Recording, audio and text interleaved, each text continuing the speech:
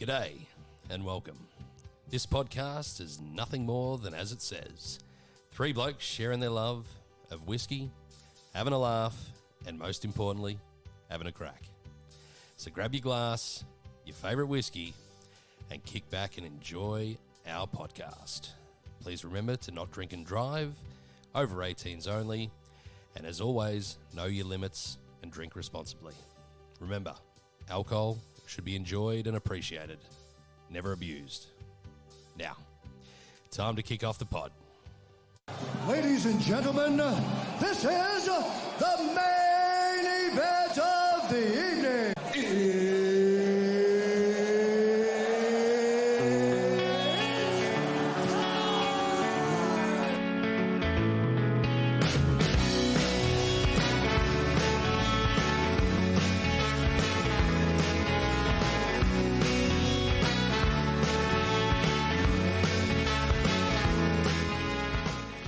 Welcome back to another edition of Having a Crack with Big Mac, Jono and Roscoe. And tonight we have quite a very delicious array of spirits on tonight. We've got a bit of a pick-your-own session later on. But firstly, we are going to go through three more cost-effective whiskies that we're going to bring to you this evening. But we also have recruited another member for this evening. Now, this member we know quite well through our soccer club, and we will get to him very shortly. But before I do, Roscoe, how's your week? Better than some, Macca. We've got there. I'm just saying, I had a pretty good week. Yeah? Better than some. Which some? I don't know what a name names. Moving on, Johnny, how was your week, mate? Oh, yeah, not too bad. Yeah? Busy. So Busy. I might fall asleep while we're doing the podcast tonight. That's your audience. Oh, shit. No, you'll be fine. You'll be fine. Nothing happened during the week? Nothing exciting? Nah, just working. Yeah? Yeah. Same old shit. It's been, 3 weeks since we last caught up, so... Yeah, about 3 weeks. 3 weeks, yep. No, bloody oath. It was, had a better week this week than last week and have a better week next week than this week again. That's all you can do. It's good. It's good. No visit 7-Eleven? Well, I didn't win Tats Lotto, so that's my only reason why I only had a pretty good week. That's good. I'd assume you wouldn't be here if you wanted, wouldn't you? Mate, yeah, we'd be doing this live stream from one of the Scottish distilleries. Don't worry about that. I think that'd be a destination straight away. So. No, we definitely would be, mate. So I'm going to bring on our guest tonight to the panel. He brings a lot. I'm pumping his tyres up a lot here. He'll probably hate me for it, but we're going to give him his own little intro. So here he is.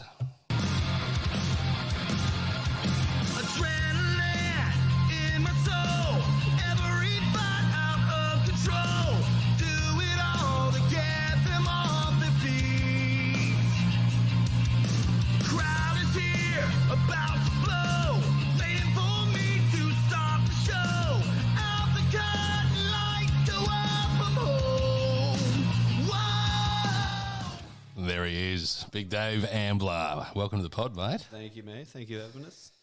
That's good, mate. The big man's in. He's taking the spot of the Big Mac now. The big man's in. Big Dave. So Phil, this is in, mate, for those out there. You're a bit about yourself, mate. So what do? So I own a little transport company. What is the name of the transport company? Ambler Transport. Ambler Transport. Go and look them up. We're a little sponsor of Montrose Lauderdale United, actually. You are? Help the community out there, Dave, with his team. The guys, they're really good, really responsible, and yeah, they certainly stand up every time there's an opportunity there. They're first in, they get the delivery done, and they're always on time, and yeah, top effort from the boys. Yep. Thank you, mate. Yeah, so we've been working, how long? The company's been working for at least 15 years now. Mm-hmm. So we've done well, working for freedom at present. Oh, yeah? Running 3 trucks. So you're doing a lot of furniture deliveries, that's right? A lot of furniture deliveries. Has not ended the last few years, that's for sure. Is that where you got the guns? Oh, mate, as they say, you don't need to go to the gym when you carry petrol. That's what they say. What, do you still go to gym? No, just you know what they say about building houses, Macca? What's that? It takes many studs to build houses, mate. Have you done something to your beard again tonight? No, just keep things looking the same they always are. Sharp. No, they're looking rough, to be honest. Almost the opposite of sharp. It's very pointy, that beard tonight. So it's always the same. Should we put a rubber stopper on it so you don't poke someone's eye out? You just worry about your own face, Macca. Yeah, I know. I had to. But yeah, so it's been a pretty interesting week this week for the old Queen. Passed away obviously during the week, as most people would know, and we'll drink quite a few number of drinks in her honour tonight. So good on you, Lizzie. Did well, had a good innings, and we'll send you off well on this pod. Well, actually, now that you mention it, Macca, me and Dave Ambler have been good mates for quite a while. Oh, And there was a gift that Dave bought me on my 30th birthday. that was a long time. That's 20 years ago. It was nearly 30 years ago. In fact, without further ado, every time Dave comes around, I always say we have to have one of these. Oh, And it's probably quite fitting this week because it's the Chivas Regal 21-year-old Royal Salute. jeez Louise. So maybe if we have one of these, we might be able to give Lizzie a good old send-off. Give her the Royal Salute. Yes, we definitely should. I think we'll get some special glasses for this one. 21-year-old Chivas, Oh, yes. which I don't even know if Dave remembers buying this for me, but I remember do receiving indeed. it. It's been around, that's for sure. So you haven't opened it at all? Yeah, I've opened it. Oh, you have, I okay. share one with Dave every time he pops over. Ah, And it was my 30th birthday probably 21 years ago. So it's It's about 42 years, this one. is there still some left? Yeah, there'll be enough for 4 drinks. Don't worry about that. Oh, beauty. We'll just have a little pass on to our condolences to the next in line. In the who is it? Old red fingers. No, they're gonna skip him, aren't they? I heard he got his last legs anyway. They're gonna just pass over from him. And If we get assassinated by like 007 team because of this. William and Kate will be straight in there anyway, won't they? Yeah, that'd have to be. That'd have to be. This looks really, really good. I haven't actually ever tried any of these, so this will be a first for me. So it's quite a presented bottle, this one specifically. I mean, it looks historic and whatnot, but I don't know if it's got anything to do with the royal family at all, Shivers at all, if they're any way, shape or form part of it, or the royal salute, if that signifies anything specific. But I have a feeling it possibly might, but there's no mention of it on the packaging, is there? no, just on that little bag there that probably in years gone by, the Queen ordered a few heads to be taken straight off and they popped them in a bag like that. And Is that the royal salute? Just yeah. off the head. That was bloody, probably a great auntie or something or other was in charge back then when they were swinging the axe, the executioner's block, and In the main street. yeah, it would have been. So Shit, that'd be a fucking horrible time back That'd be a then, good question. How many whiskies come in a bag? How many whiskies come in a bag? As in, One of those nice looking socks. one of them. Yeah. Well, you've got, so you've only got one in here. Yep. Yep. What do you mean? Basket. No, like in general. Yeah. it's How many not different really brands? presented in a bag such like that. Ah, gotcha. Fucking slow night. Sorry. I've got one up there, the Crown Royal. That's also presented in a purple bag, Canadian whiskey. So that's one. But yeah, I didn't even know it actually came in the bag itself either. But most of the other Shivers all just come in boxes. So this is a different one. But let's give this a bill. Yeah. Cheers, boys. Cheers. Cheers, Lizzie. Quite sweet on the nose. Smooth as fuck. Yeah. That's beautiful. That's nice. So it's a blend as well, isn't it? It's not a Yep. single malt. No. So these guys go up against Johnny. So Shivers and Johnny are neck and neck. They'll always try and mirror the same ages that they're doing as well across their range. But part of me would say Shivers is probably, they're slightly ahead of Johnny in a sense of quality. I think they're slightly ahead. But in terms of overall, I mean, sales, Johnny's probably, definitely ahead of them. Johnny would have a lot more depth, wouldn't they? They seem to have quite a few more different Variants. yeah. Yes and no. I mean, again, if we're probably in Scotland, there'd be just as many sort of offshoots that Shivers might do in different areas. But again, Johnny's pretty strict with its main range of what they do. So is Royal, Shivers. 21-year-old for this. There's 21-year-old XR for Johnny, which I've got behind me over there in the middle. So yeah, they've all got ones that marry up to each other in there. This is good.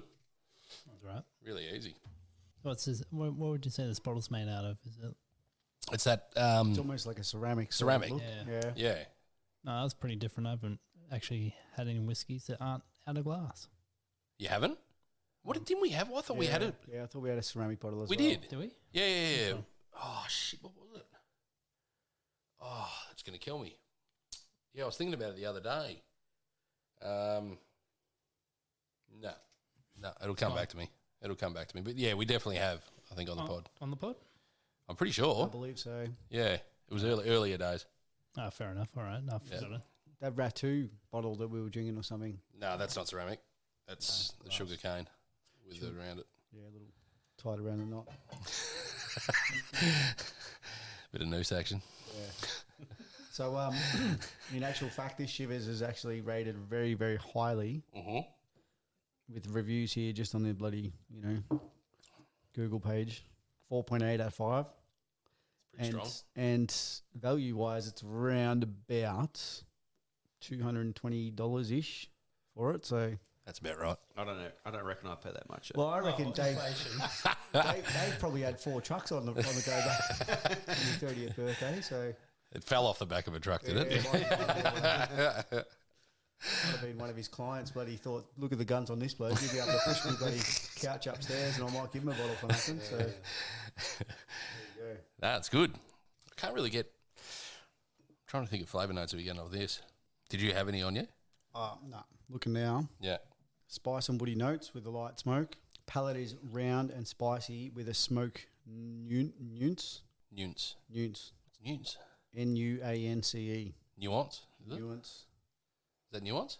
And the finish is balanced and long, so quite bland on giving out too much. It doesn't really go into like flavours of fruits, but really does it? It doesn't quite hit you with it. It's just an easy drinking. It's quite mellow, but not real deep. Yeah. You know what I mean? Yeah, Like, yeah. I do get a bit of fruit on the nose. I probably should have smelled more before. You just dived right in. Oh, I'm so keen for this. Got to send Lizzie off the right way, Johnny. You know? Yeah, I can't get a great deal on this at all. I don't know if it's potentially because it's been open and you've sort of had a bit over time and it's sort of just dissipated a bit. 21 years. Well, there's that. Well, had your partner stealing a few drinks out of it? Maybe she's just topping it up with a bit of the other whiskies. Could be happening. Could not be. Could be happening. Could be happening. What are your thoughts on it, Dave? It's a nice drop. Nice I've had drop. it before, obviously, a couple of times. Yep. It's got a bit of that, puts hairs on your chest, That's a nice drop. Wait till we drink some under $70 bottles later on. That'll remove the hair.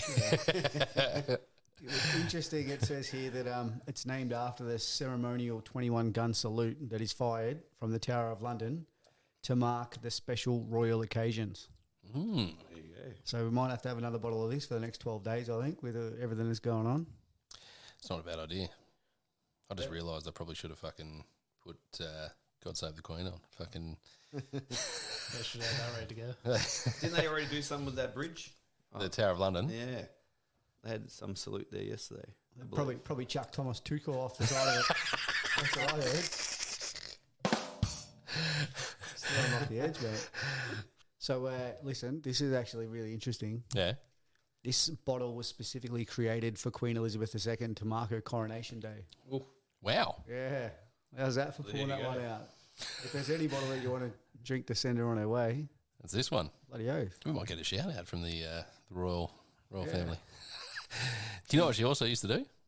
She used had to. it on Scotch on the rocks, didn't she? No, she drank 3 Gordon's G&Ts a day back in her day. She wouldn't have drank them recently. She probably might have choked, but It's funny they reckon she was posing for that photo the other week for the new British Prime Minister. Did you see that? Yeah, that was only a few days before she passed That was on. like the day before, wasn't Yeah, it? it So I Was thinking it? She might have been dead a week and they just wheeled her out weekend at Bernie style. Got her there for the photo, shaking hands with bloody hell. all the reporters are just looking at it, just going, That is one big pile of shit.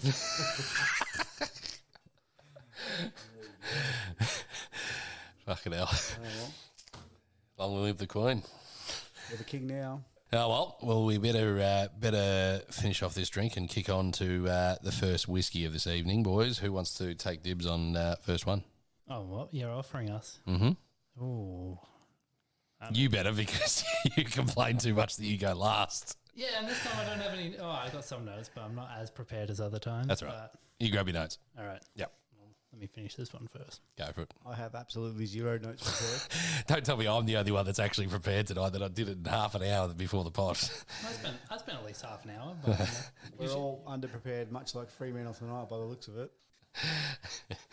All right, so we are going to kick into our first whiskey, which is Jono, but we'll give him a little bit of an intro. So,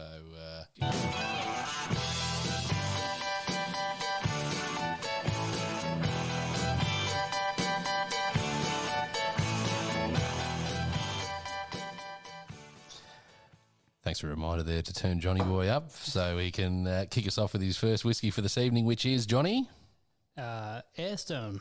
Airstone. That's how it's pronounced. I think so. I tried looking it up. Where was your check to make sure that it was? What'd you do it through? Just Googled it. And, tried to play it. Trusty Google. Yeah. Well, I was telling you guys before, so Tommy listened to our pod from the other week and she's like, God, your pronunciation was horrible. Japanese is a very, very hard language to produce. The right pronunciation. Impressed with your pronunciation. So she's like, Macca did pretty good. Bit of Japanese in me. Bit of kitchen sayonara. Macca loves a bit of kimchi. Yeah, kimchi. Bit of teriyaki. Yep. All right. All yours, Johnny. So the Airstone, William Grant and Sons whiskey. So they're, pretty big over in Scotland. I think they're about the third biggest producer of whiskey over there. Mm-hmm. Behind Diageo and I can't remember what the other one was. Pernod Ricard. Yeah, probably those ones. Yep. And they're still independent for the most part, family owned, run, and all that sort of stuff. So this particular whiskey has two versions. They've got a land cask and a sea cask. So I've got the land cask with me today, just because we thought, you guys say Brian and Brian. a bit too much. Dab spent a few nights with Brian. Yeah. So this one's got an age statement of 10 years. Oh, we could be in trouble here, Roscoe. Definitely think he's already got the winning bottle after I reviewed what I've bought. Quite average. We'll soon see. The reviews for this have been all over the place, so I don't know what we're going to get. But give that a whiff, and A lot of smoke up front. Huge degree. Probably should be finishing Hamler's glasses just fogged. should be probably finishing the night with this if it's a smoky sort of finish. You're probably right. Yeah. We should we might. switch? He's gonna win anyway. Who cares? First off, Fuck it. Just go for it. Go for it. Yeah. Yeah, I'm keen to actually see what this is like. All right. So what, you're getting smoke on the nose? Huge. Smoke, maybe like A lot of grassy notes. Yeah, grassy and even like floral almost as well, because it doesn't go super fruity. If it's fruity, it's got to be a different sort of fruit. Chocolate. Bit chocolatey. Dav, what do you got? All of the above. Wise choice. Bit of seaweed there, Dave. Any seaweed? No seaweed for me, No. mate. What about grapefruit? Grapefruit there? No. You're not looking up the notes, are you? There. Banana? Any banana? No, that's something I can't pick it. Citrus? Or is it just spice? It's not a fart, is it? You guys are the experts. No, we're not experts at all. We're just. Definitely not. Come on, boys. Far from expert. I think, yeah, smoke, grassy notes, maybe a bit of chocolate. That's the three things I could probably put my nose on. I'm thinking more nutty than even Like chocolate. a hazelnut. Oh, I'm not really getting chocolate for me. I Yeah, can't really not get really. that. I can't really get that sweetness there in anything. It's a richness. You know, I'm thinking it's more of a nutty sort of like almonds or something along that. I don't know, some sort of line along that, Yeah, I'll get you. Yep. as opposed to sort of fruity and chocolatey sweet notes. You know what I mean? Yep. Well, I've got two sets of notes for the Nosing. nosing. Go for it. I'll go for the distiller's notes up front. Yep. rich and punchy peat with layers of coal tar and damp bonfire smoke. Punctuated with vibrant and zesty citrus notes. Citrus. We're not getting any of that. No, not me. No. Then the notes coming from Masters of Malt. Earthy peat, smoke, and vanilla pod with a briny note. Big Brian. Black pepper, smoked meats, and burnt rubber. Fucking rubber again. The old bird rubber. Like we're a bloody summer that. Tokyo Drift. There's bloody grub. So we only really, like, Pete's the obvious one that we've really got there out of the ones mentioned. It's heavy on the smoke, and he even mentioned it's smoky and it's like bonfire smoke on top, so it's like a double smoke. Yeah. So it's hard to get anything else out of that nose, really. It's also like when they've mentioned the earthy notes in there again, that can be earthy's very, very broad. That can be a combination of things, but I'm definitely getting more of that grassy undertone coming through it, I think, too. So, yeah. Why would they want to have a rubber smell to the whiskey? It's a very good question. Why? Well, it's just the way the whiskey's made. You know, it's the grain that you use initially and the water source that you put through it and the age time that you put it in, and then you finish it in a barrel, and all of these things add up to your own whiskey, and then at the end of the day, it is what it is. So you sort of don't add anything into it like, you know, maple syrup or cinnamon or anything to make it sweeter. It's Or a just tyre. It is what it is. Well, that's it. People are just using this as descriptive words, so it's never ever going to have anything like that sort of stuff in there. But it's just what can naturally come of the cask, or come of the still, or come of the combination of grains that they're using. Yeah. Rightio, we'll better give this a A little bit of a swizzle. sipperoonie. Surprisingly smooth. Not long. It's sweet first up, then it hits you with the smoke, and that's kind of strong, but the strong smoke finishes quickly, and then it's a slower, like longer finishing flavour. With the smoke, it's still there, but it's like it's in the back. So the smoke just goes up and down. It's like a big cloud of smoke get you, and then it'd probably be better continuing second drink, third drink, fourth drink, because you know that smoke's coming now, so you could try and pick apart and get some other little bits and pieces out of that. Yep. I reckon it's sweet initially. The sweetness is there straight away. Yep. Surprised me. Yeah, I agree with Roscoe. Very well said.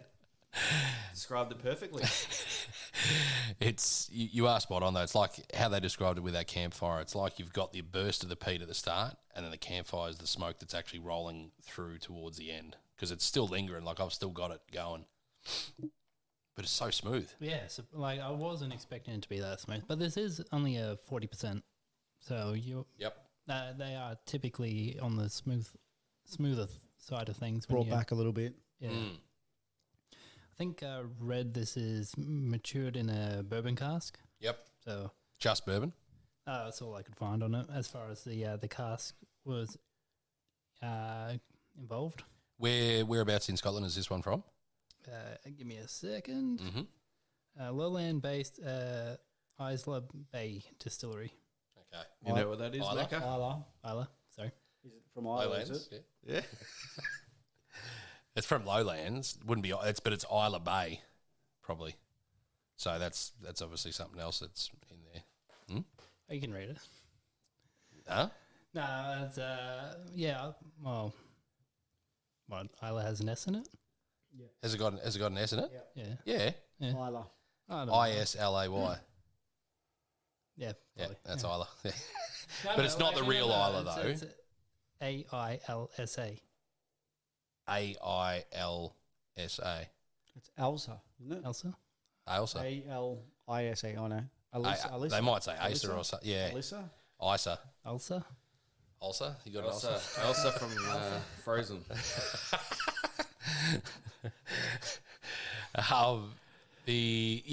So Lowlands, though, that region itself, generally speaking, like for a peatiness that this is bringing forth is quite slightly abnormal, I reckon, to a certain degree. Yeah. So it's more towards the eastern side of Scotland. Correct.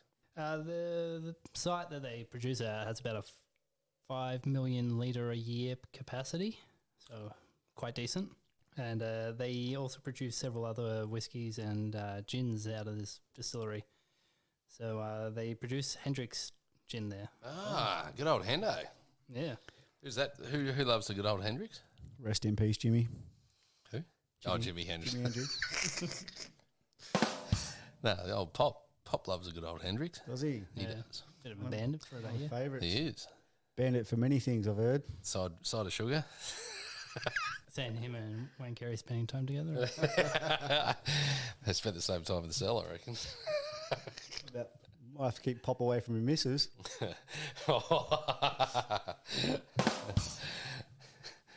Keep going, Johnny.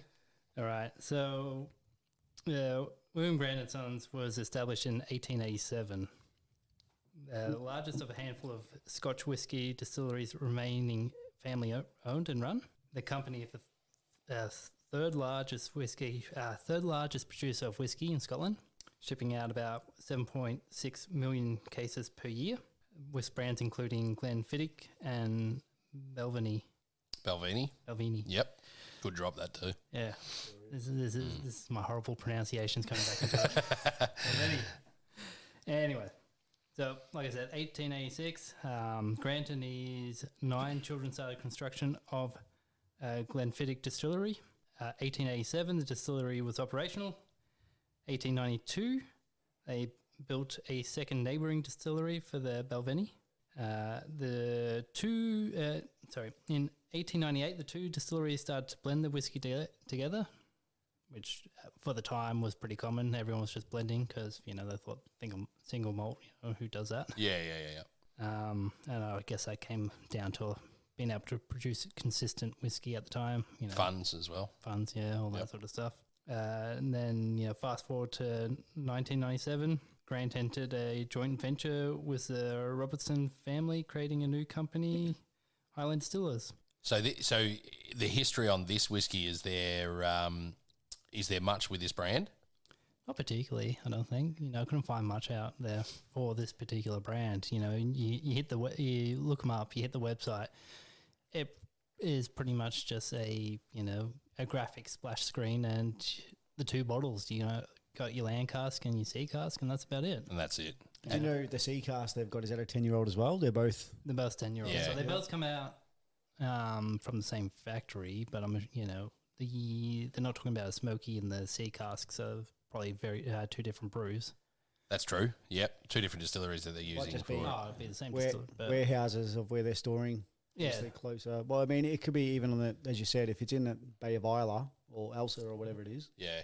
they're going to get some sea salt sort of maritime notes in that anyway, aren't they? If they're right in that bay. yeah. So- Well, they've got 2 storage locations. They've got exactly. one near the bay and then one inland. So this one's being aged in the inland warehouse. Which that was quite interesting, like with this bottle as well.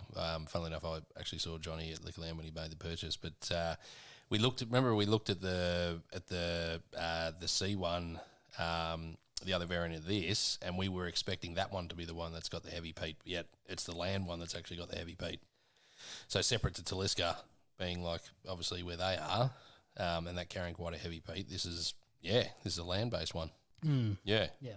Yep. So I reckon going back over the tasting notes, for me, it was more the sweetness was there initially, and then you said it was in the American barrels, which is probably Dave caramels and vanillas. Do you reckon you get any of that while you're tasting it? 100%. Yep. Have another drink. Tell me if you taste any. I don't know. Is that sort of? He's getting a good intro to this tonight.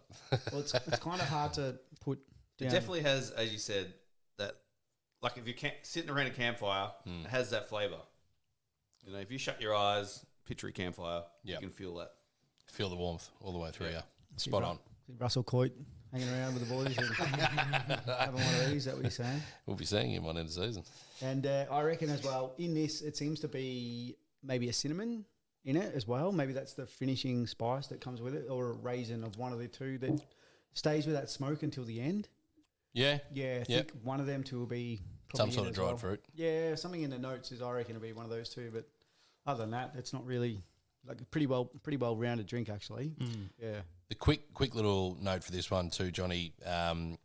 So this I believe it to be a Liquorland exclusive. Like Coles basically have a bunch of exclusive brands. So does BWS and Dan Murphy's. So this particular drink, I've never noticed in the independent market or at a BWS or a Dan's or anything like that. So William Grant, I would assume, are making this specifically in this brand for the Liquorland liquor group as well.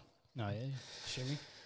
Generally, yeah. I've never ever seen this one around. And as you just said before about the website, it's got bugger all on there. Yeah. But that could just be because they've just released that. I don't know. Could be. Yep. Yep. Well, we don't really know. But I'll give you the notes that I found on the taste. The initial rush of peat and wood smoke is followed by a gentle sweetness. Hints of spice and ripe fruits enveloped in smoke. Of which ones? I just...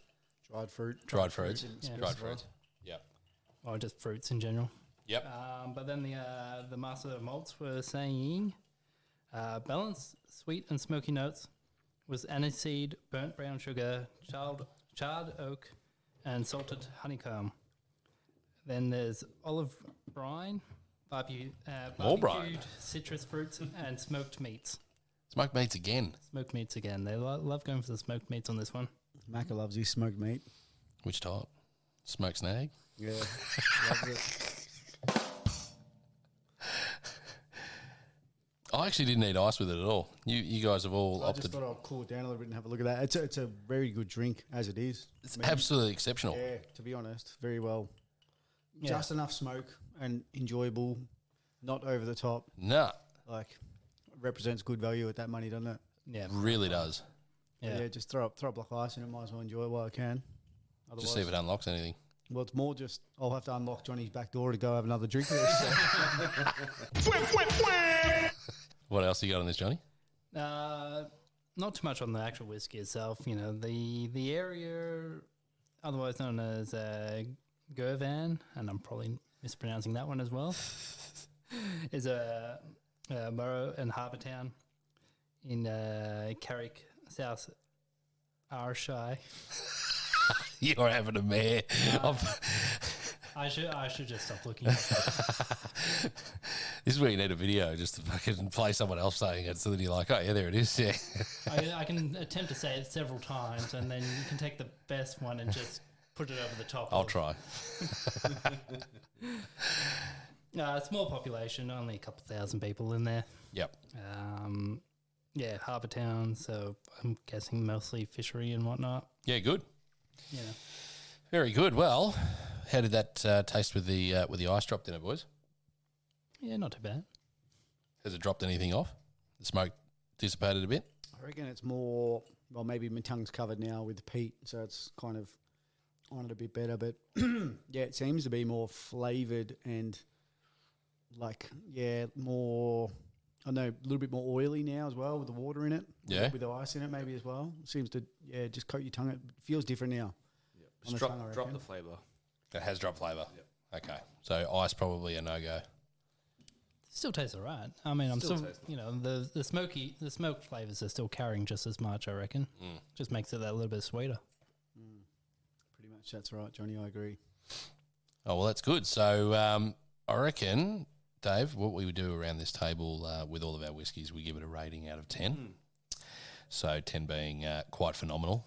I don't think there's only been one whiskey that actually rated 10, and that was last week's, I think it was. I rated a 10. Roscoe might have done a 9.5. Johnny did a 9 or something around that around that sort of words. Highly regarded. That whiskey, it was a sought after one, and I'm looking for a bottle of that. Don't worry about that. That was really good. But yeah, so your average sort of score, I mean, I don't think we've only really had one that was, there was one shit one, wasn't it? It was a 4 or a 3, I think. That's pretty low. Yeah, they only really had that, but most of the whiskies generally get 6s or 7s or 8s. Yep. What was the 4 or 3? I think you brought one in. Well, of course it was me. Or was it you? The Delmore? Dalmore, yeah. Yeah. I gave it a high score. I gave it a 6. It wasn't that bad. I think I Not got bad. You just went really hard on it because it was. the price was so Price, expensive. $120 or whatever it was. I think it was more than that. 130. Can't remember. Yeah. It was around that sort of mark, but yeah, what it offered was nowhere near that price. This smashes it, honestly, for the price point of what this is. What was the price on this one? $65. 65. Available at Liquorland, Johnny said. So Yep, got it from there. I might kick it off with my rating for tonight. I'm going to give this a very solid 9. 9 out of 10. For price, for what it's offering, I would happily drink that as my go-to every night. That is a cracker. Very, very good find, Johnny. Mm. Yeah, exceptional value for money. You're right there, Macca. A good drink as well. Sweet, smoky. It's got all those sort of the flavour profile that might be up your alley, which is not for everyone. The smoke can sometimes be a bit overpowering. A lot of people sort of they dip their finger in and go, oh shit, I don't want to have a whiskey like this. It's like licking a bloody ashtray and all that. So some people are not up that sort of thing, but definitely for me, value, take it into account. I mean, it's certainly an 8, so I'll give it an 8 tonight. Mm-hmm. And yeah, recommendation again, Johnny. It's good whiskey. You found a good one. Dav? I'll go in between you boys and go an 8.5. Oh, he's already just doing his first ratings on the halves. We don't usually do halves on this. I heard you guys do halves, so you know. That's Roscoe, mate. We try not to do halves, just Ross keeps doing them. Okay, well, These are I'm going to go with Roscoe here. Yeah, but no, it was value, as you boys said. Yep. Very nice. And it leaves a nice aftertaste. Sometimes you have a whiskey and it's like, oh man, that's no good, but that was delicious. Quite delicious. Well done. So you're going the 8? 8.5. 8.5, okay. We'll let him off with this one. I'll go closer to a 9. If you're going to choose, we'll go closer to a 9. For value for money, Yep. very good. It's a good drop. Definitely. No, I'll probably go an 8 as well. You know, price point, great. I mean, imagine trying to find any other sort of whiskey in that range and getting the same sort of taste coming out of it. I imagine it's going to be pretty hard. It definitely would be. I mean, that's ticking all the boxes. 10-year-old as well. That's very, very hard to find. We learned that firsthand. We were trying to find a whiskey tonight under $70. Very, very hard to find something that's aged at 10 years old and offering what this is. Yeah, very, very hard. So you've done well. This one scored, Roscoe, what's 2 8s and 2 9s? Too much for me to count.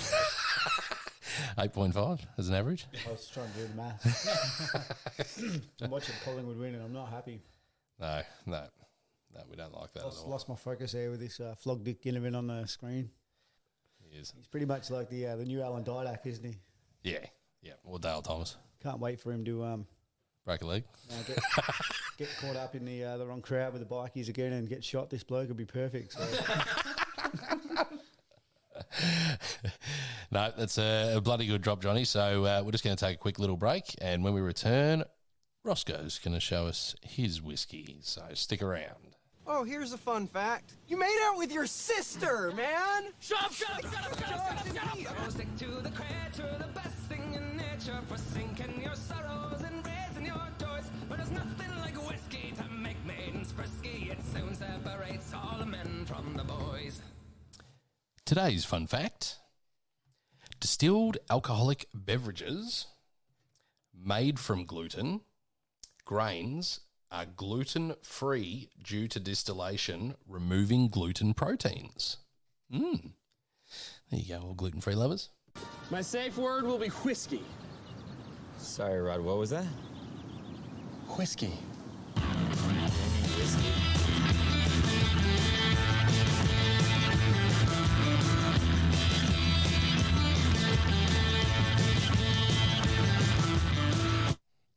And welcome back. We are at number 2 whiskey this evening, the Glenlivet Founders Reserve, brought in by the lovely Roscoe. We've got sort of semi-high hopes. We're hoping to try and take it a little bit to Jono's whiskey, which is going to be a very big struggle because that was phenomenal, but we're going to give it a whirl anyway and see how it goes. So, Roscoe, why don't you just take it off with a bit about this one? Sure. So, yeah, we've got the Glenlivet here. Now, Glenlivet is, you've seen it before when you've been in the bottle shop. It's not Glenfiddich. You've seen Glenfiddich too, and it's crap. And you don't like? You've seen Glendronach, and it's not as good as Glendronach. And then you've definitely seen Glenmoray, which is obviously poverty as well. So it sort of sits in the middle there somewhere. The Glenmoray is probably right down the bottom, I'd say. But the Glenlivet's a little bit higher. You're trying to slag me off already. So, yeah, they're owned by Pernod Ricard. Pernod Ricard. Pernod Ricard. So obviously these guys are big. They're a big distillery, and to be honest, Macca puts a little set task to get yourself a bottle of whiskey, a single malt that's under $70. And I thought to myself, there wouldn't be any. Surely they're all over $70 when you go down the shop. But he said, no, there's bloody 10, fucking 5.10 or whatever. And I said, all right. And I wandered into Woolworths one afternoon while we were down the shops getting lunch on a Friday. You know, treat yourself Fridays with the boys on site. And Jimmy went into Woolworths and he stole about 20 chocolate bars. And I wasn't going to be in the store with him when he was doing that, so I thought, I'll go into the bottle shop. Wasn't Woolworths Bayswater, was it? Nah, they've had a few things nicked in their time, but it wasn't that store. We're up at bloody Doncaster, actually, which they can afford to fucking lose a few things up there. But so, so I walked into the BWS and, is that what they are? Woolworths? His own? Yep. Yeah. BWS? Yep. So, and there was a bird behind the counter, and I said, what sort of whiskies you got there? I'll have a bit of a look. And she said, yeah, there's a few here. And she pointed out the Singleton, and I said, have you tried that? And she said, no, I haven't. Heard it's good. I said, nah, it's rubbish. Singleton's crap. Don't even bother with that one. So she had a bit of a chuckle at that. And then I saw this one, and it was only $60 on special. And I thought, well, that's the one. I'll just grab that. So since getting this bottle, and I didn't open it until tonight, so we've just opened it now, but I do have a bottle of Glenlivet at home, which is the 10-year-old, which is the green bottle Macca. Mm-hmm. And that is surprisingly good. I didn't think it'd be good, and I've had a couple of drinks of that during the week this week, and it's actually fucking really good. So high hopes for this one. And then upon doing a bit of research, I've seen that the reviews are not as high. So probably fucking fighting an uphill battle here. But and to that point, we have to let the listeners know to bear in mind we are drinking a lot of entry-level single malt whiskies here. So reviews are going to be swayed 50-50 or even probably a lot more less favouring towards the whiskey for the simple fact that these are going to be the introduction offering. So you're not going to get the really, really good flavours and taste that you might get out of some of those real high-end ones that we've had in the past, like some of the Japanese ones and some of the premium single malts. But still, at the end of the day, we still think these ones definitely, still can play quite a good part in the role anyway. These guys do a excellent whiskey. They're great distillery. They've got all the good things going for them. So there's no reason why they shouldn't be a good bottle, but it just doesn't quite get the high reviews online, what I've seen. So they're a Speyside single malt, and they're sort of halfway between Aberdeen and Inverness. Mm-hmm. Okay, you've travelled. Have you actually been to the Glenlivet distillery? No, they're obviously not tied in with your role when you were over there. No, gallivanting around. I wasn't. I didn't go to Speyside. No, you didn't go in that region. No. Oh, it was Went a to different company as well, wasn't it? So. Yeah, that's what I mean. You weren't tied in with these guys. We did go to some of the competitors of Diageo, like Lafroig and all that sort of stuff. But yeah, we were on Isla, so this is Speyside.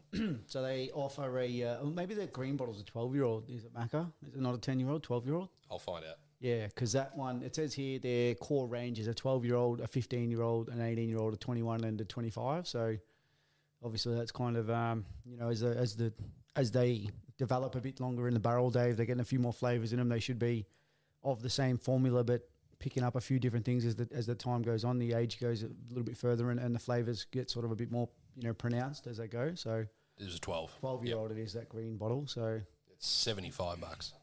Well, if you had said $75 or under Macca, I would have bought that one in. We'd have a good whiskey.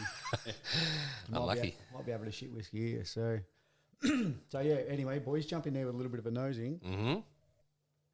Kind of light, I guess. Yeah, I was thinking a little bit of floral, very little floral, a little bit of fruit, and then vanilla. Mm. It says on the bottle, has a little tally there of it as well for... It says vanilla's quite high on the spectrum, toffees, florals, and fruity in that region as well, but it doesn't actually give us a nosy note at all. So, it does have some on here. Citrus fruit and sweet orange is the only thing it's saying on this one. That's 100% what I'm getting as well. Mm. If there's one thing, it's definitely citrus, because there's no smoky tones on that at all. There's no sort of malty tones coming through it. It is high fruit, yep. And sweetness really as well. Orange is all the way through that. Yeah, Dav's trying to picture it. Picturing it. What do you get, Dave? Can you get some? Oh, remember that cheese dip you used to get with the fruit in it? Cheese dip with the fruit? Yeah, there's one dip that had that. I think I know the one you're talking about. It's got a bit of that tang about it. Ah. Like you'd have a celery or a carrot stick or something, Yeah, or a cheese or a stick or little, something. Is that what you little mean? biscuit on the side, That's not a bad one. The nose on Master of Malt, just to give Roscoe a bit of a chop out here, they've got some dates, then what at first appears to be a touch of salinity, but is better described as slightly sharp plum and apricot wine note. So the apricot, that's probably where we're the getting. apricot, definitely. Yeah. Yep. It's we obviously thought orange, same family, fucking both orange. It's what it's like. If a colour was a smell, Yep. you can smell orange on it. As soon as you said apricot, 100%. Yeah. Yep. You're getting that through it. So, I'd almost lean towards more citrus for me.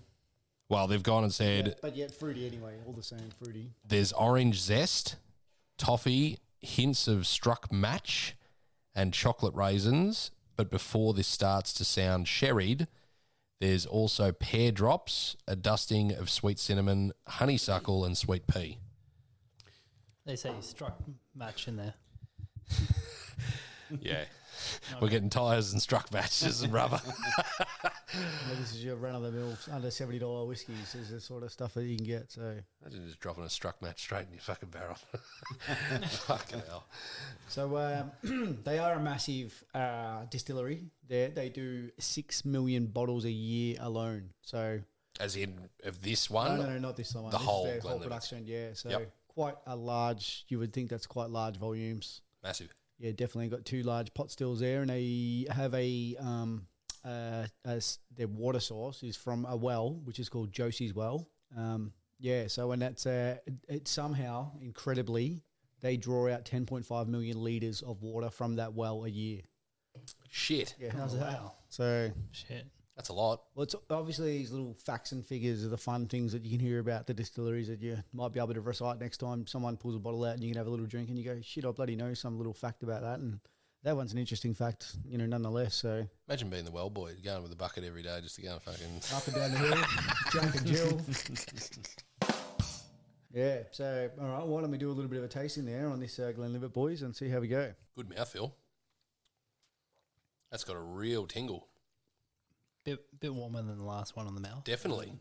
Getting the fruit coming through. Yeah, that apricot again. Yeah. No, that's good. It's quite oaky as well. I think you get that oakiness to it. You know what I mean? You can get Initially or at the taste. end? No, I reckon it's kind of there. It's present. Yeah, carrying through. Yeah, it's present. It's not I think the sweetness is there first. The flavour comes from the sweetness initially, and Yep. there's that little tingle, like you said. But I think it's quite prominent the whole way through. That oak is sort of there. That dried oak, I think, is in amongst it. Yep. Get a bit of that taste to it, I think. The fruit for me is by far the thing that's overshadowing a lot of stuff, and you're right. It's going to have that oakiness, but it's just slightly tapping you up with it. It's not in your face. It's all fruit. So this one is a Founder's Reserve, which we can only imagine is, the guys that are in charge down there have put away quite a number of barrels and sort of done a few blends between maybe something that was 15, 20 years, a bit of this and some of the less aged stuff, and sort of made something that they can put into a bottle that might have been offered as a Founder's Reserve, at Christmas last year, and then they might bring it out in Christmas in 2 years' time again, and, if it gets well received, and that's probably not something they have stocked permanently. They do, right. So Mac is just filling me in here with some facts and figures. It's something you can buy all the time. So not quite a specialist range, but So moving on, these guys, so they're it's actually founded in 1824. So they'll be coming up to a 200-year anniversary in a not too distant future. Ooh. So interesting to see what they can pop in there with the 200-year-old sort of history that they've got going on, and Few special release bottles, hopefully. yeah, definitely. So They won't be cheap. No, probably $200, Macca. 200 years, $200. probably more.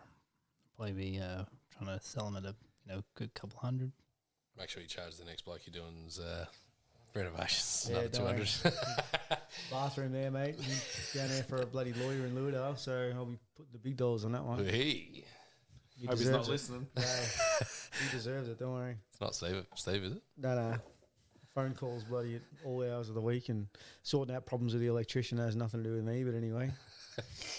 Bloody hell. Above and beyond, mate. Wild about wood.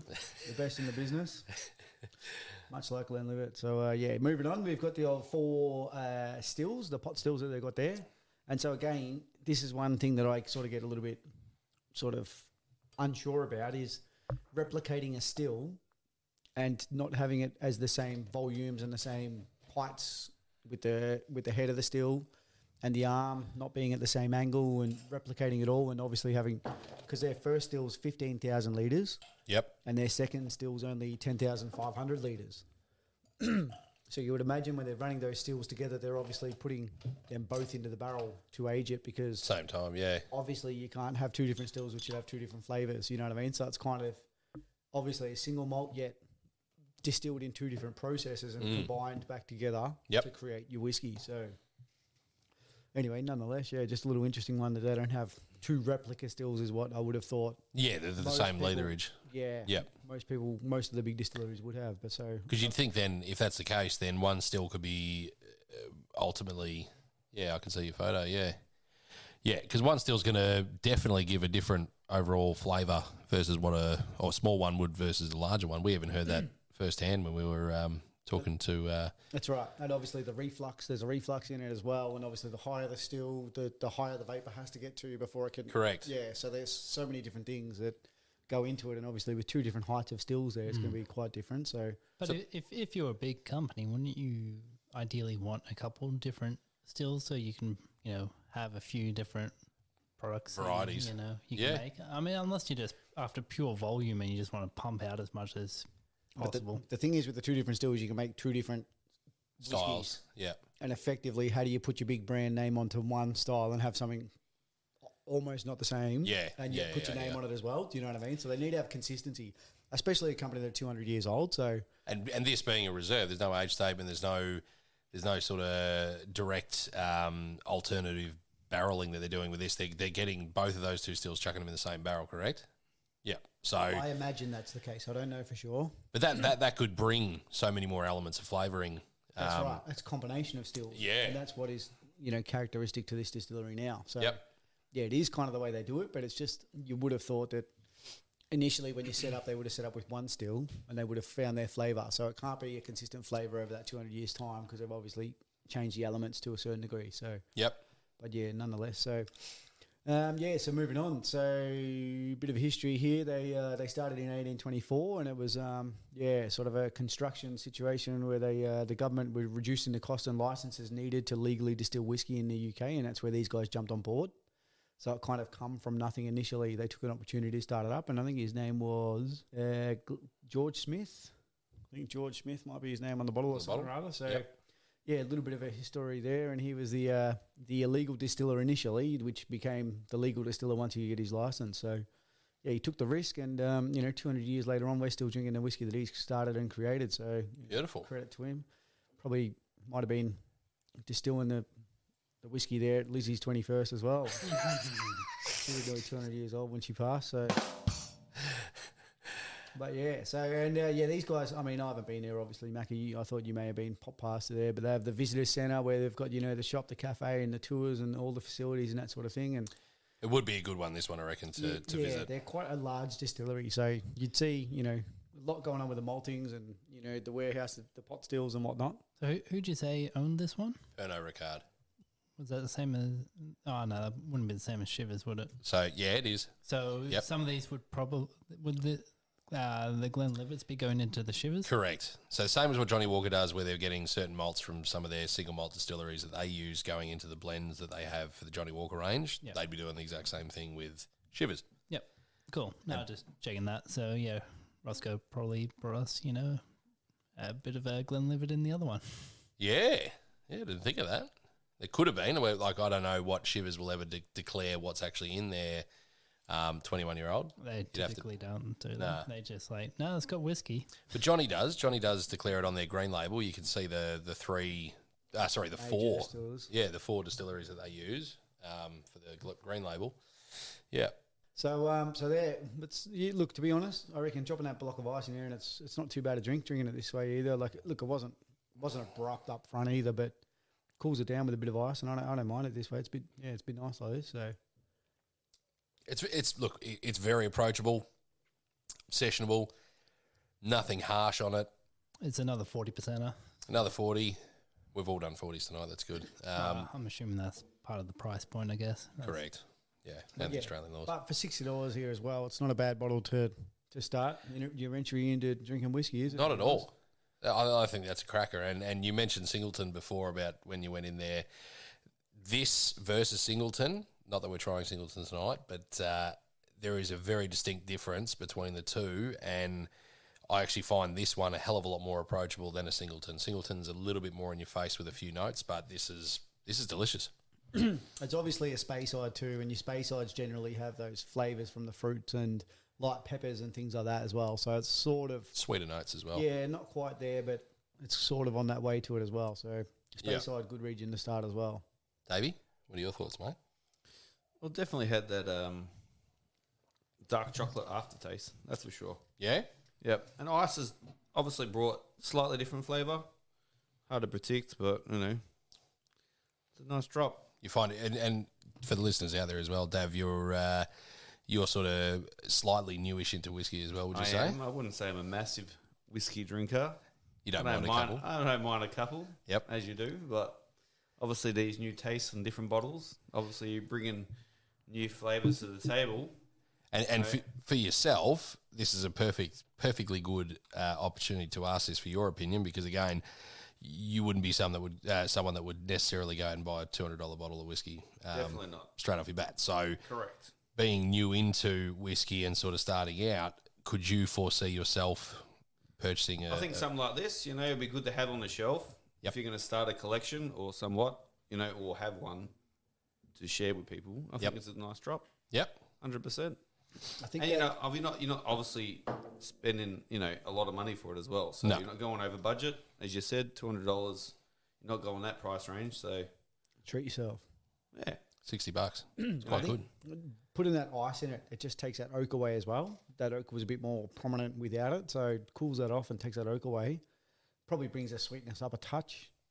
Yet obviously losing the alcohol, the sort of punch with the alcohol as well there. So I'll give you the notes that I pulled off for the tasting notes. So the palate, so they've got fruity, then sweet, more toffee, a touch of anise, then into milk chocolate flakes, banoffee pie, which is obviously banana and toffee pie, and apple turnovers. It is a bit banana-y and toffee now that I've heard that. Yeah. Yeah, I reckon I'll get that. What was the milk chocolate thing? Into milk chocolate flakes. Is that the thing? I'm guessing it is. Mate, if tyres are a fucking thing, burnt rubber, fucking struck matches, I'll take some milk chocolate flakes every day. Yeah. I reckon I do get that sort of banana and toffee sort of flavour to it to finish now as well. That sort of gets around the side of your tongue. Actually, quite nice. Well, the finish, and this is funny from what you just said then, Roscoe, about the oak. So finish is a creamy toffee to the fore now, a little oak and sweet barley sugar warmth too. Milk chocolate raisins linger. So you said the oak dissipated for you, is that right? But that's because you put the ice in too. Yeah, with a bit of ice, yeah. So the oak removed. Well, I thought the oak was there in the tasting for me. I thought it was quite there prominently through the whole drink. Yeah. Without ice. Yeah. So you would, yeah. I'm still getting the oak, even with the ice in it. Yeah? Yeah. Your ice is melted too, is it? Yeah, pretty much all melted. Yeah, mine has too. Yeah, I reckon the fruit, I've lost the citrus completely now with the ice. Mm-hmm. Yeah, it's erring on the side of more of a chocolatiness. Not really much citrus at all anymore, or fruits. My drink's empty, so it must be all right. So you was getting scared for nothing, mate. This is... Look, I don't rate it as high as some others, and definitely it's not as good as a 12-year-old, which is actually a nice drink. A little bit higher in price, obviously, but this is not too bad, especially for $60. Yeah. But you're probably thinking then, after hearing that green 12-year-old was only $75, you would say that it'd be better just to spend another $15 more and get the 12-year-old? What you should do is save for an extra week and buy them both, and then have them next to each other, have a glass of each. Great way to introduce yourself and see how whiskies change with flavour, time. And age. Yeah, exactly. That's what I would be doing if I was someone who's entering into this and think that they'd like that sort of fruitier whiskies, with the slight spices and the slight peppers and the slight oaks in it and that sort of thing, then this is a great whiskey to start with. And they're a well-regarded distillery as well. So, yeah, you could buy this one and you could buy the 12-year-old and have a glass of each on a Friday night and see what you think, and it's going to introduce you into the world of whiskey, isn't it? Yeah, most definitely. Yeah, good call, Roscoe. I like it. Very good. All right, so I reckon we do a rip around for a bit of a rating on this old boy. So, Dav, you can start us off, mate. Okay, I'll go an 8. An 8? What? Why would you say an 8, mate? Like again, value. You know, I'm not a massive fan of dark chocolate, but it had that slight aftertaste of it. As I said earlier, they had that apricot cheesy feel about it, which I was trying to work out. So, yeah, I think an 8 would be good for me. It was a nice drop. Mm-hmm. Value for money. Nice. Johnny? I was going to go 7 on this one. You know, once again, we're looking at a pretty cheap whiskey to get into the market. And, you know, it delivers on some of the flavours there. Much lighter than probably what we're normally having here, I would say. You know, we typically go for the more heavy or maritime or, you know, peaty, but this is on the more fruity side of the whiskies. But yeah, no, pretty good. Beautiful. So you're going to 7, Roscoe? 7 for me. The value is good at $60. I mean, you can't complain about that. It's a good whiskey for $60, better than many other things you buy for $80 or $90, perhaps. So, yeah, I think 7's a good score because it fits well. I think it ticks a lot of those boxes on its flavour profile. It says this, says that, and it does quite have a few of them. And it's an easy drink as well. So, yeah, why would you not want to have a bottle of this? $60. Beautiful. I'm going to actually go an 8. I expected it to be sitting around a 7 or a 6 when we were talking about it earlier. But honestly, I think this is a cracker that is very, very easy for a lot of non-whiskey drinkers stepping into it, as Dav was alluding to before, for the simple fact that you want something that's not in your face. The last whiskey that we had with Johnny is probably as delicious as it was, but it is a lot more in your face than this one. This just transitions you from any other spirit that you might have been trying before into whiskey very, very easily. It's probably more approachable than a lot of blends that I've had before. But yeah, a strong 8 for this one as well. Price point, cracker, good history in the distillery too. So yeah, gets an 8 from me. Interesting, because I did think it was going to be quite lower on the scale as well myself. So surprised us, didn't it? Yeah, did all right. I sure hope your whiskey is rubbish, man. Fucking hell. A lot of pressure on this one. No, I hope it's rubbish. I want to give a crap score out, so... Well, you gave a 7. You're trying to distance fucking your Roscoe's whiskey from yours quite heavily on that. That's not... I get mine at 8, didn't I? Did you or 9? Oh, 8. Oh, you're 8. Yeah. You just sell it at one more down, just one more run. Gotta give myself a bit of distance. But no, I hope yours is rubbish. Yeah, well, that could be the case. I haven't got high hopes, but we could be proved wrong, so we'll see. But no, that's good. So I reckon that works out an average 1 9, 2 7s, and an 8. What's that? That was an 8. No, it was 2 8s and 2 7s, wasn't it? You did a 9. I did 8. Oh, you did 8. Sorry. Yep. 7.5 backer. 7.5. 7.5 it is. All right. Brian. For that one. On the Brian scale.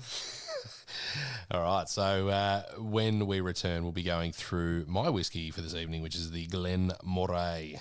Stay tuned. Oh, here's a fun fact. You made out with your sister, man! Shut up!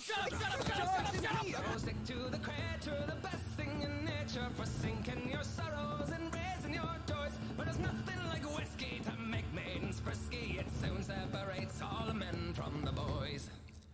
Another fun fact is Sir Nikola Tesla drank whiskey every day because he thought that it would make him live for 150 years.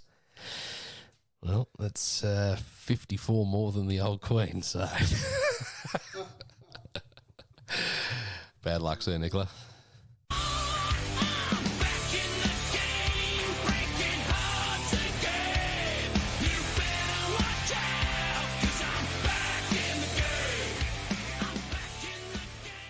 That's right, we are back in the game tonight.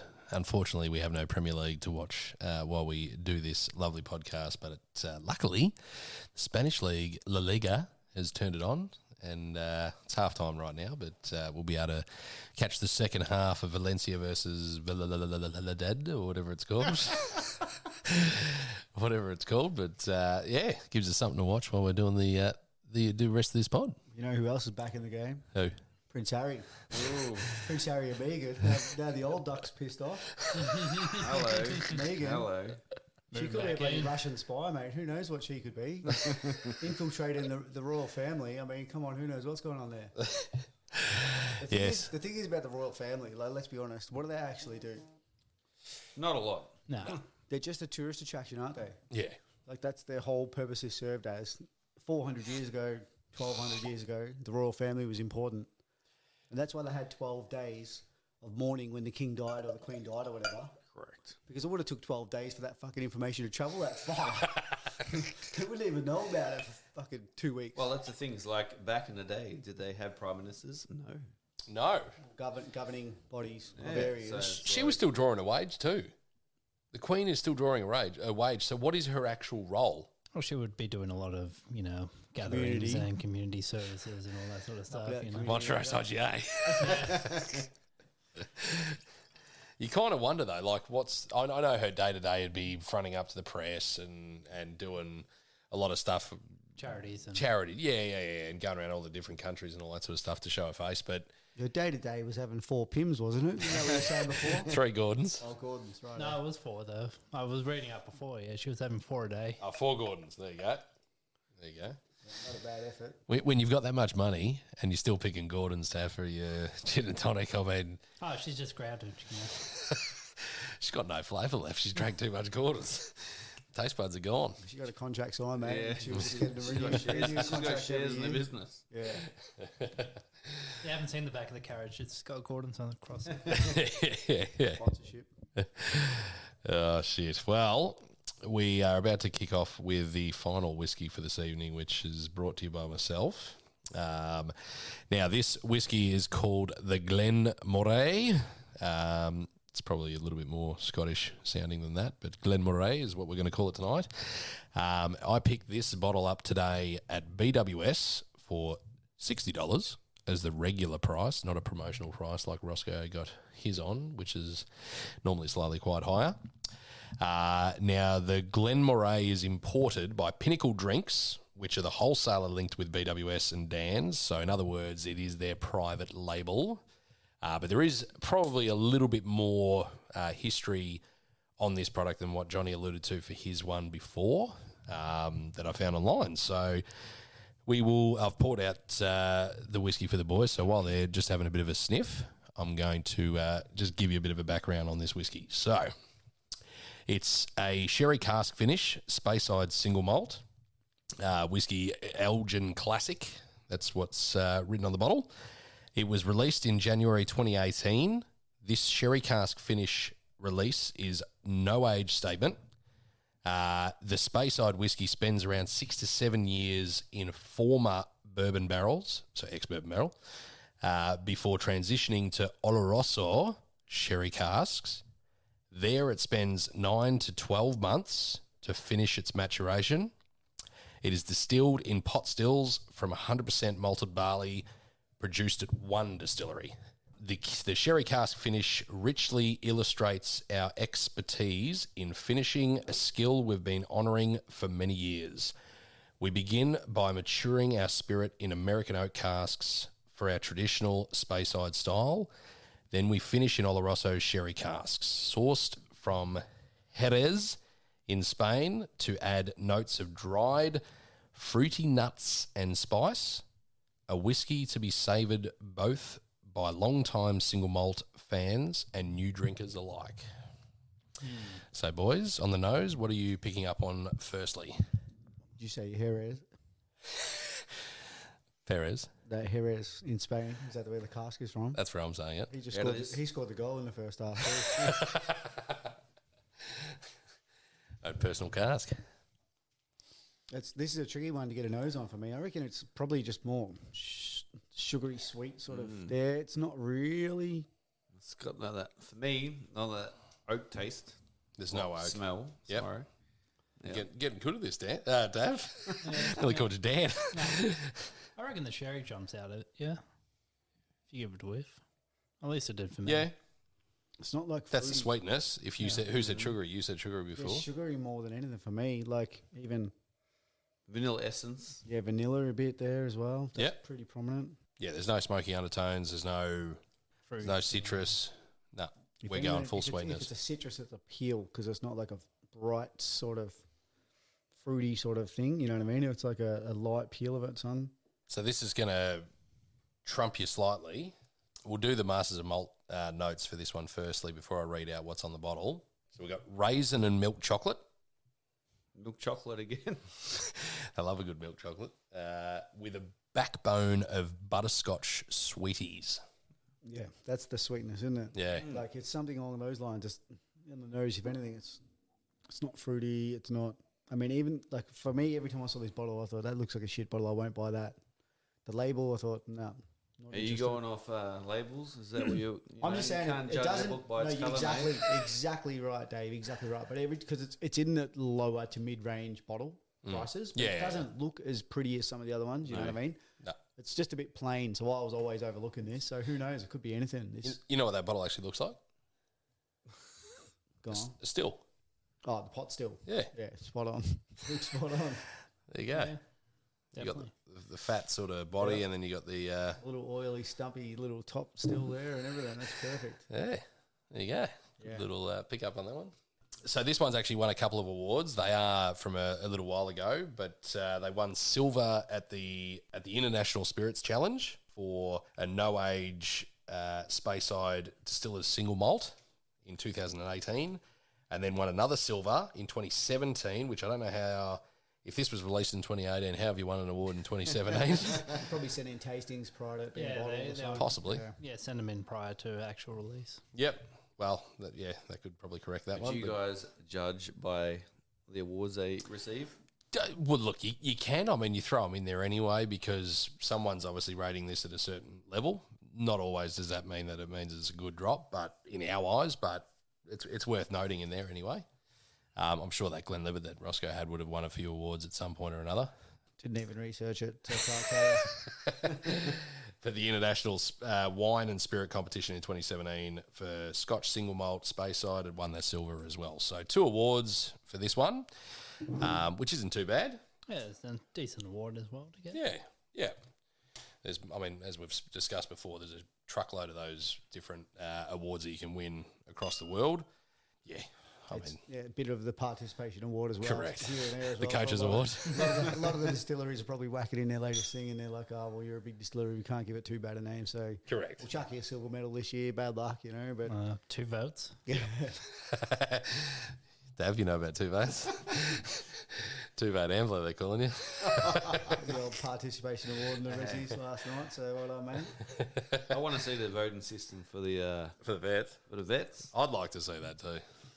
If I didn't get at least one for that game, then I scored. I gave you 1 vote, remember? Oh, good man. Remember? Oh, I had it right there. It's like, back.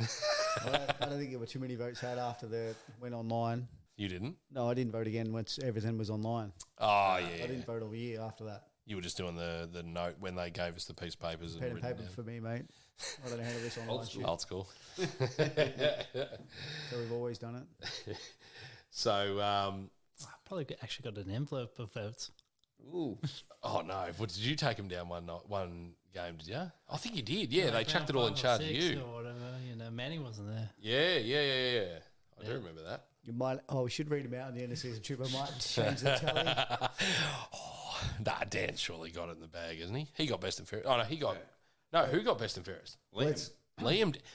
Did he? Yeah. I don't know. I was going off what you wrote. Yeah, he did. Yeah, you got second. I have no idea what. You got second best and fairest. You got runner-up. Oh, you could have won. Runner up, best and fairest. Dave, if Johnny's got the votes, you could have won the whole thing. Oh, Jono. You might have to read these. That was the Moorbar game where I reckon I did pretty good. Fair was too. You were consistent the whole year, though. You did. I was consistent because I played every game. You played a lot of all the games, too. But you did come off a couple of times when you were injured. A few injured, yeah. Yeah, so you had to battle injuries. Much like the Glen Murray as well. Over the time, it's been a bit of a battler. Been a bit of a battle. Well, let's give it a little swish and taste, boys, and let's see what we're getting on this one. Definite sherry. Yep. That's sherry really strong throughout it. Yeah. Well, I typically like a sherry cask, so not bad. It's kind of like lightly herby in there as well, but with the sherry. You know Yeah. what I mean? Like, Yeah, not yeah. quite medicinal, but like there's herbs in there amongst it as well that come up for the spice sort of note there, I reckon, initially. That they must work with that sherry. Herbs or if you would call it raisins, maybe. I don't know. Not the 11 secret herbs and spices. That was the The Colonel. that was the That was the other one. no, but the whiskey club whiskey that we had bloody 11 spices on that thing. Fuck Oh, it no. up. That was shit. You haven't had that yet, have No. you? How'd you rate the John Paul? I didn't think That was the Indian one, wasn't it? Did you get it? No, I didn't get that one. Oh well, we'll have to test that. Indian whiskey. That's got 11 spices on that one. I'll bring that round next time. I have to. We have to do Tandoori? a little. It's not a chicken tandoori. It's not. Actually had butter chicken tonight. Oh, did you? That was delicious. Out of the packet or from the restaurant? Straight from the restaurant, mate. Yes. Nice. You got to go for the restaurant for butter chicken. The Patax just doesn't cut it, does it? 100% does not. So, really, on the taste on this one, I'm finding it approachable, like most of the other ones have. It's nothing offensive. It's pretty easy. Massive burst of sherry, as they've claimed it to be anyway. But yeah, not too bad. I think it's sherry flavors there, and then I think it's either raisins and herbs or somewhere along those lines where it starts to get the spice that develops from that. I think they're the second two things that come onto it. Sits on your tongue for a little bit there. It's got a warming sort of sensation. The tongue's got a little tingle, and yeah, it's nice, approachable, like you said. Not shocking by any means, like. But yeah, I've never had the original of this, so that's sort of nothing to put it against either. No, and I was going to choose the original, but they were sold out, so that's why I opted for the sherry cask, because I thought, again, it might just bring a different element, because I knew you got the smoky one, and your one was going to be pretty standard for entry, so I thought I'll mix it up a bit. But the box has got, for tasting notes, incredible layers of sweet vanilla oak, dark chocolate, once the chocolate again, and oriental spice. So Roscoe's mentioned before about the little bit of spice and warmth coming through towards the end. That's the oriental spice, I reckon, that you're picking up on too. So Oriental. As far as whiskey's concerned, though, it feels a bit more like a dessert whiskey, I would say. Yeah. After dinner. Yep. That's what the cherry's for, isn't it? Correct. Yeah. Yep. Absolutely. How do you find this one, Dav? I don't know. For me, it just tastes like a Johnny Walker Red. Really? Yeah, I don't know.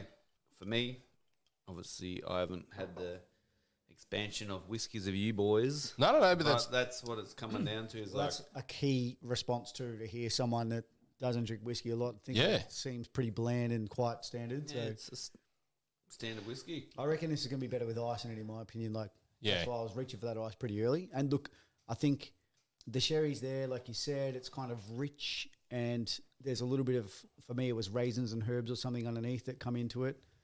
Johnny sort of mentioned it's a good, maybe a dessert whiskey as well. So they're sort of things that might go best with it. But I was reaching for that ice, just going, I wonder how it's going to go with this. So cool it down a bit. It wasn't hot, but it was warm continuously on that Tingle. drink. Yeah. Yeah. So maybe the ice will do the trick. The Masters of Malt guys have gone, cinnamon starts to develop on the palate, giving it an enjoyable warmth, still rich in caramel and butterscotch. So I can't get much caramel or butterscotch, but it is a full-on sherry all the way through. Cinnamon's there on the taste. Yeah. That must be what it is, the raisins that I was trying to pick up. Yeah. Because raisins on the nose, but maybe you might have had a bit of carry from the raisin into the palate as well. How have you found it now with the ice? What's cooler? Yeah. Yeah, it tones it down a bit. Draws back A lot of it. a lot of the sherry. Lifting more spice now. Starts to get a bit more medicinal, I reckon. You're setting me up here. You're fucking doing a stitch up. Trying everything you can to fucking dumb this one down. I'm going from damn fucking saying it's Johnny Rand, you saying it's medicinal. Roscoe's the only one that I expected to fucking come with this shit, and he hasn't said anything bad yet. Wow. Here we go. I talked it down from the day that I saw it at bloody the bottle shop. So I was already on the downhill from the start. So It's not bad though. No, it's all right. It's not bad. yeah, it's not a terrible drink. However, yeah, it's not great either, is it? It's not. the other two were definitely better, but this is still fine to drink. If you're just Would you use this drink more as a mixer? Nah, I wouldn't mix anything with the sherry. Yeah, like because it's got the sherry influence behind it. Yeah. If you use the standard bottle of this, you could. Yeah. As opposed to this, so they're probably trying to branch out and get a bigger sales out of things, other whiskies, and they're just finishing in other barrels as well now for certain points. So if this would be the type of whiskey, if you're bringing people around where you bring in, say, a person that might not be your best mate, they're just an acquaintance, and you're like, oh, I've got a great whiskey for you. Oh, yeah, what you got? I've got a Glenmorangie, fucking Elgin Classic, fucking sherry cask. What about that? Oh, sounds good, yeah. They're the ones you give it to. So this is like Macca inviting us around tonight. Dave, that's how he rates you, mate. Thanks, Not Mega. at all. Not at all, mate. No, you're. That's why you can have access to anything in this back bar, mate. As soon as we kick off the loose segment. So. Actually, Dave, you've got the best seat in the house. You I can know, see a fair old. He's few been bloody- staring. I've been bottles looking. up there, can't you? I'm just very intrigued on that Johnny Walker sign with the highball. Mix you up a highball. Don't worry, we can do that. I can do plenty, mate. Plenty. But, yeah, so the finish on this one as well, medium length with a hint of 5 spice. They do say as well on here, the food pairing goes great with a bit of shortbread, some rich fruitcake. Alternatively, match the spice with a whiskey, spice of the whiskey to a slow-cooked chili con carne. Do you guys ever get that Christmas cake? You know, you have a Christmas cake, like Christmas pudding. Panna cotta or whatever it is. No, not the Italian one. Yeah. No, not that. Like the Australian pudding. one. Yeah, that you used to get. Yeah. And you used to have custard with it. Yeah, like, that. and That's you put- kind of and you what would- this drink goes to, Yeah. almost. And you'd light it up, Yeah. flame it up. Yep. Would you? Yeah, Oh, you the can. pudding, yeah, You light put it. whiskey. Yeah, What would you- you put on top of it? Brandy. Brandy, correct. Ah. Yeah, and you That light just it takes up. to it. Well, that's what the sherry is, almost a brandy, isn't it? As well. Yeah, There's a lot of that Christmas cake for me on that drink now that I'm getting it all. Thinking about the 5 spice, you talk about the raisins that were there. More with the ice. Yeah. That's a good one. Yeah, it's more of a Christmas cake dessert sort of thing. Johnny said it earlier as well with the dessert. You know that. Yeah. It is a bit of a dessert drink. Well, there you go. A bit more Christmassy. So when we go do the Christmas special, you can pull it back out. Yeah, we'll invite someone we were just an acquaintance with on the pod, and we'll give it to them. It's going to be an open bar on the Christmas special on the podcast, and Hell. this is the only thing you get to drink. Drink it dry. That and Singleton. No, that's good. So that's pretty much all the notes I've got for it. So mine's a 40%er as well. As I said before, who imports it? Pinnacle Drinks. And yeah, there's not too much else I can really draw on from this product as well. So we'll whip around. Roscoe, you can kick us off with this one for the rating firstly, mate. Look, if I have to give an honest score here, I think I'm going to probably influence the other guys on their opinions as well. So I won't give an honest score. I'll give it a 5, Macca. You're a fucking idiot. Look, I'll give it a 6. It's not a terrible It's at drink. least a 6. Yeah, look, it's probably nearly a 6, but I've rounded it up a little bit because I like you. Don't have to like me. It's about the drink. Look, let's just go with a 6. We don't want to be offensive to anyone, whoever these guys are. But They might not let you step foot in a BWS or a fucking dance yeah, again. But well, again, this is kind of it. Does look the still on the bottle's impressive. That part I do like. But every time I've seen this bottle in the shop, I've always seen it as a mid-range drink, and I've never actually had their standard bottle. Yep. I've always gone for everything else because I always just thought it was kind of a mixing drink anyway, sort of thing. So it was one of those ones I just sort of stared clear of, and yeah, just thought, oh well, that's it. And look, so be it. It is what it is. Tonight, Macca, you bought something in under $70 and you've lost. I usually don't win these games. So, Johnny? Oh, yeah, I was, tossing up between a 6 and a 7. I'm going to go for a 6. I thought you were going to pull out I'm going to go for a 5. I mean, I don't want to be too harsh on it or anything, but, like the other whiskies of the night, price point's pretty good. It's got a lot of taste to it. Like I said, it's a good dessert whiskey. So happily drink it after dinner. But, probably just not my cup of tea. Yep. That's good. Dav? Oh, jeez. Just remember, you've gone from saying it tastes similar to a Johnny Red, I know. which is so well in that $38. case, I'll also go a 6. Yep. I think, as Jono said, already stated, it has that dessert taste about it. So, and also my first aspect was a Johnny Red. So, Yep. I would have thought it was a mixer drink. So, but as Jono pointed out, you can use it as dessert wine kind of thing. So, look, it wasn't a bad drink. And then, and I look at, as Roscoe said, the bottle doesn't, hasn't got that appeal about it for my liking. So, The labelling. it doesn't come at you on, buy me. So they lack points there, So presentation for you lacks. I mean, look at it. It does look like something you might do up in MS I mean, Paint. even the Audi whiskies on are an better. iPad? Or, On an iPad, yeah. It almost looks like an Audi whiskey, doesn't it? It does. Yeah. You probably can get it Audi present. So. You'd get Glenn Moron or something. Glenn Moran. So, Jason's you brother. You lose points there. But the thing is, as well, about this whiskey, when you do buy it at the store, it doesn't even come in in its own little case either, does it? It's one of the only. So I'm saying it looks like shit, but it actually comes in a case. I didn't even think it came in a box. Yeah. Last time I saw it, I had the box See- here, and then I took it out of it. See, that's a rip-off of the Johnny Walker Red bottle box. It's got the pink on the bottom. Well, that's to promote the sherry cask finish on it. Jeez. Well, It's still a 6. I would still say a 6 as well. It's not bad, but it's not offering enough flavour as what the other last two did. Where they mentioned butterscotch, caramel, raisins even as well, there wasn't really enough. I was getting sherry from start to finish the whole way through. Not much linger.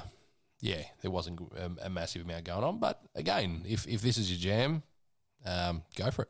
It's $60 and available at BWS. So give it a bell. All right.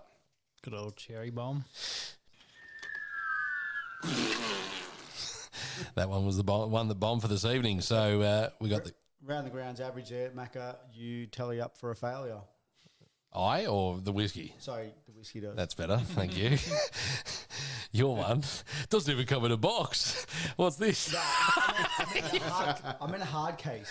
Like, they come in a cylinder. How hard do you want that to be? No, It's not going to come in a cylinder. That's fucking shooting up. Yours didn't come in a cylinder. No, but that's always on that level where there are bottles around it that are presented in the cylinder. That's because BWS don't know how to fuck it. This was sitting on the middle shelf, and they had premium ones that were more expensive down. They got no idea. Yeah. They don't know how to bloody work out their shop. Which BWS? Hillside. The one that's about to have a Dan's fucking next door to it. That Makes no sense. They're both linked to the same company. Yeah, it's stupid. No, I've seen that before. Dan's and BWS next door to each other. It's just stupid. It is very dumb. But anyway, that's their That's problem. Woolworths, mate. That's Woolworths. It is. It most definitely is. But so to round up for this evening, we had the Glen Moray, brought in by myself, scoring an average of a 6. Roscoe's Glen Livet Founders Reserve scored a 7.5, I think it was. Give it that. And Johnny's... Whiskey of the night. what was yours called again? Aston. Erston, 10-year-old, scored a 8.5, I think it was, as an average. Good, yeah. Johnny once again fucking taking the chocolates, mate. chocolates, Taking the Jesus. chocolates tonight, isn't he? He brought the chocolates and he's taken the chocolates. I mean, I was there when you were there when I bought it. I did actually help you pick that, didn't I? Oh, take it to credit. Yeah, he pulls back the credit. Pulls back. Johnny's the nifty boy. He has his nose, in In a few right things. areas there. He's always coming in with a good whiskey. So it's a top place to get around here for a drink, Dave. Hey, have you enjoyed the night?